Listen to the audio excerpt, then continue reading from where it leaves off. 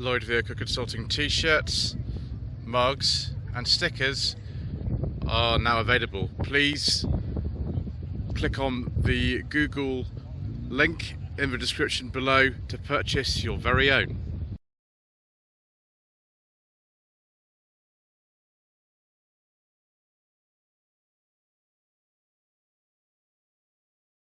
Good morning.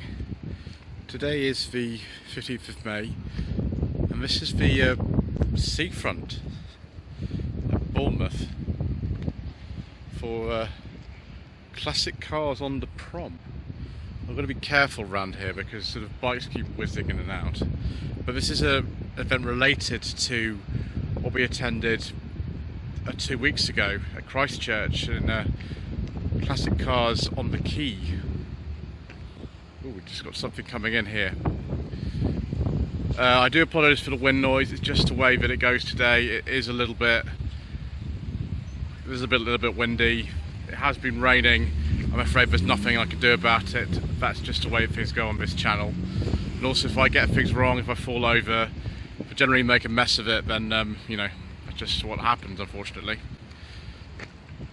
This Toyota, I think it's a Hiace, was there at the event in Christchurch. Unfortunately, we can't talk about that because we don't talk about diesels on this channel, viewers.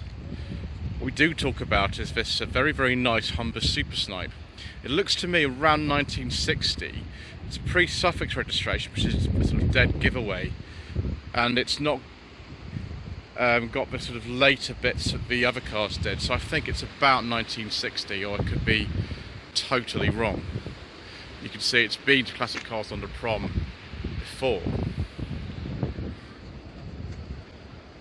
Triumph Spitfire 4, we've seen this before again at Christchurch. We go 21st season. The event actually takes place relatively frequently. It's the first one I've been to, but there are others throughout the year. So this is a 72, but it's had a 73 plate put on it. A little bit confusing. So this is the one that's before the 1500. It's still got the I think it's a 1.3 engine in these. It's the same engine that was in the Dolomite 1300 and the Toledo and things like that. This is an absolute and utter delight. Again, this car we saw at Christchurch, but it says 1971 to 72 Hillman Avenger. Similar age actually to the Hillman Avenger that's used in the first episode of 1 Foot of the Grave, which wasn't filmed a million miles away from here actually. I've got a video actually on 1 Foot of the Grave and the cars and locations used in it. I'll link to in the description below. You can see how close to the sea we are, so we'll not fall over. Yes, Hillman Avenger Super 1500. I love this colour as well, and the little coach line, and the beige interior, and the sort of steering wheel that these sort of late 60s, early 70s Roots Group cars had. Right, viewers, let's move on to the next section. This very late Morris Minor 1000 Traveller was also there at Christchurch. I think that's a 70 or 71 actually. It's got the original interior in it, this one actually. Right, we'll go over here and see some more delights. Ooh, a Mercedes CLK. Now, you're not allowed to come in here unless you have a car that's older than 51 registration, so I'm not eligible for this yet in mine, which is why I came in another car. I actually have driven one of these on the channel. I did it on No Budget Reviews, I think it was March 2021. It was a very popular video because the person who owned it wasn't this car, it was a 230 compressor. The person who actually owned it paid £500 for it, so obviously well within No Budget Reviews territory at the time. I don't know what year this is. I think they made them from about 1998 to 2005, and that is a pre-facelift one, so it's an earlier one. There we go, Ford Model T Tudor. It's got a Cologne V6 in it. Interesting. It's not quite the sort of thing that I know much about, this view. It's the sort of thing that, you know, I'll probably be saying a lot today, probably. MGB, that's a bit of a giveaway of the old tax disc type thing. 74, 75 registration. Around the time they went to chrome bumpers, so I don't know if this was a rubber bumper. Sorry, I don't know if this is a very late chrome bumper or an early rubber bumper being converted, but I suspect that's probably a chrome bumper car. We've got the sort of nice interior in there as well. Ooh, this is nice. I haven't seen one of these in a long time. It's a Mark III Fiesta. 91, 92 registration.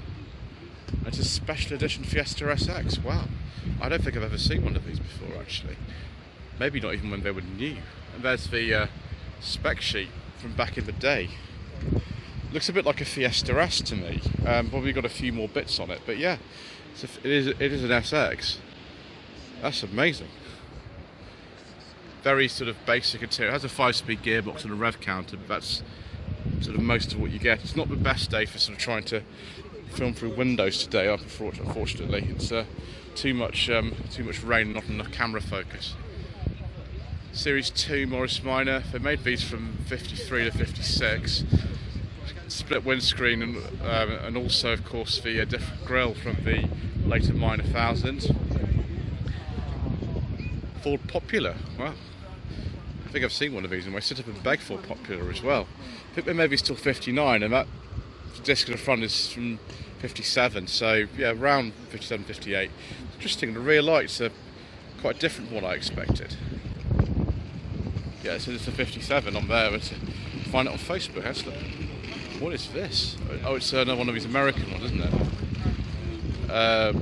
Some sort of late 40s, early 50s American pickup truck, I don't know. I don't know anything about these sort of things here. MG Midget, 68, 69 registration. It's pretty much the same kind of thing that I filmed on Sensible Secondhand Classics back in November last year, and also this one's had the bumpers removed. The one I drove was an F registration, but apart from that, it's virtually the same specification. So the square arch, this one. You can see here it's had an aftermarket steering wheel put on it. Oh, now this, viewers. Yes. Jaguar X-Trail Sport. I think this is an X300. Could be an X308. But we have a partial beige leather interior. Now the Sports had a far less kind of wood than the standard ones of these. What year is this? It's a 97, so it is an X300. 3.2 Sport. So yes, a lot less chrome than would otherwise be on these, and that's a personal plate, so can't kind of sort of give it away straight away. 1983 Ford Granada. Yes, please, viewers. This is an auto. This one's an auto. Heated seats. So at least a gear, if not gear X. It is a gear X. Brilliant. I drove one of these. It's an 82 that I drove back on the channel in 2019. It belongs to Mr. Coleman, a rubbish mechanic. He's had it in his family since new. This is a different colour, and this is an automatic rather than a manual. It's got the official accessory spoiler on it as well. Mark II Granadas are one of my favourite cars, so that is a delight. And also another car that I like is Rover 600. In fact, I owned one of these. It was on an S registration rather than R. This is a slightly lower specification than the one I owned. The one I had is GSI. This is probably an SI or SLI. It's got a cloth interior and steel wheels, so it's a good giveaway. Although by the time this car would have been made, around 97, 98, they didn't actually put the trim designations on the back. I think this is probably a 620, but I could be wrong. There's an information sheet at the front. It's a 98. There we go. It's not actually said on there sort of what that one is. Right, next we've got this rather fetching Mini in sort of a sparkly turquoise colour. What's a Mini Rio? Like a Metro Rio. So it'd be about 93, 94 then. Around then. Compared with that American car that's sitting next to it, of course, it looks absolutely tiny. Mini lights, of course, they look fantastic on Minis and many other cars as well. What is this? I don't know what this is.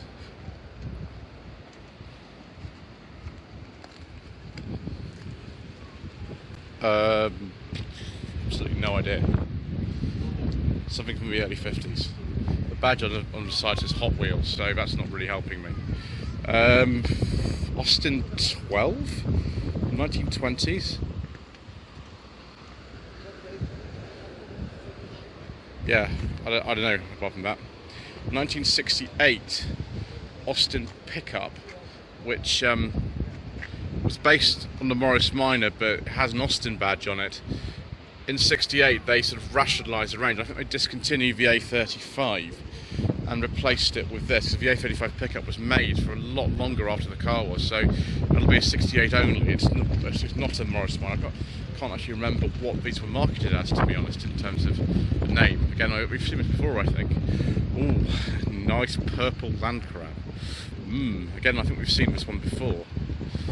I think this is a Wolseley 6. Just make sure we just get round about falling off the edge of the cliff. Yeah, it's a Wolseley 6. It's an M, so 73, 74. It's clearly been round here before. And it's got sort of velour purple interior. That's fascinating. It's still wood number dash and things. Still no rev counter though. Well, a Rover 60. Gosh, that's the least powerful version of the P4 that they made. This will be mid 50s, I think. That's actually quite. It's actually quite an unusual car.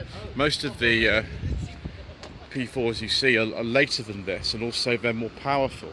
That's really rare then. Extraordinary. So Honda Civic, based sort of around the same mechanicals as the old Rover 400 HHR. I forget the model code for it. I think it's kind of an MB6 or something like that, but I'm not actually sure. This looks very much like a VTI, but I might be wrong. I don't know. It could be. I mean, it looks like the sort of right thing. It's got the right sort of interior. The VTI was the top of the range one with the. I think you get a 1.6 or 1.8 VTEC in them. It's a late one, so it's a 2000. 1975-76 MGB. Those look like V8 wheels series, but I might be wrong. I don't know. Not actually sure. It's funny there's only one of these here. Normally you go to a show and there's absolutely millions of MGBs here. Ooh, 1990 to 1991 Ford Granada Scorpio. Interesting sort of green trim on the side of it. That's pretty fascinating. I was supposed to be driving one of these this week, a slightly later one. It was a 94. Fortunately the owner was ill and so I couldn't do it, but I'm looking forward to doing one of those shortly. Let's take a pause here, viewers, whilst I put this umbrella up. Right, viewers, my umbrella just broke, so I'm just going to have to continue as I am. 1968 to 69 Austin Cambridge. I think they call these the Countryman, the estate version. This will be the A60 type. So quite a late one. I think the production finished for the Cambridge in 69. Unlike this, the Oxford, this is on an H, so 69-70. Those wheels are road styles, actually. The Oxford continued until the end of production in 1971. It was replaced actually by the Marina, I think, on the line. And you can see the difference in the grills here, actually, between the Austin and the Morris version. Got a bit of an earlier Austin here. This is still an A60 Cambridge because it's still got the fins that are much smaller than the earlier A55 Mark II version. This is surprising. It shows I don't actually see an awful lot of these in comparison to something like a Morris Minor or an MGB. You'd expect you to see more of these, but you don't. Bit of green leather or vinyl there. I'm not sure if that's true. Wolseley 1500. I'm not so sure what year. There were 3 marks of them, but I don't remember the difference between them.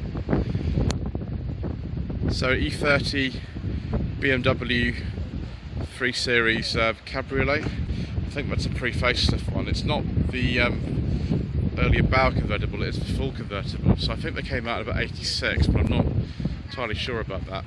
Ooh, another very nice X300 Jaguar XJ. And a beige leather interior. I do like a nice beige leather interior, viewers, as many of you will have worked out by now. Yes, it's an X300. I drove one of these actually on Sensible Second-Hand Classics last year. It was most agreeable. I think it was that colour too.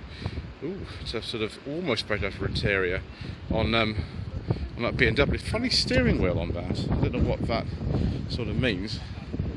But yes, very nice. We like that sort of thing very much, viewers. And a single wiper action as well. Oh, there's something else coming in, but we'll just get some footage of this Wolseley Hornet whilst we're here. So this is an earlier one. It's still got the exposed door hinges and the house-style door handles on it. What's that say? No, it doesn't even say Mark III or anything on it. If you wanted a bit more boot space and you wanted your car to be a bit more sort of formal looking than a Mini, then this is the sort of thing that you bought. Surprised how many of these kind of higher spec ones actually survive. And the interior, it's much easier to see. You've still got the classic as a Agonis thing, central speedometer, sliding windows, and a very simple looking steering wheel. Dip switch on the floor, of course, on this. Very unusual looking. I think that is an A35 rather than an A30 because of the larger rear window, but very unusual looking one. Wow, that's pretty crazy, viewers.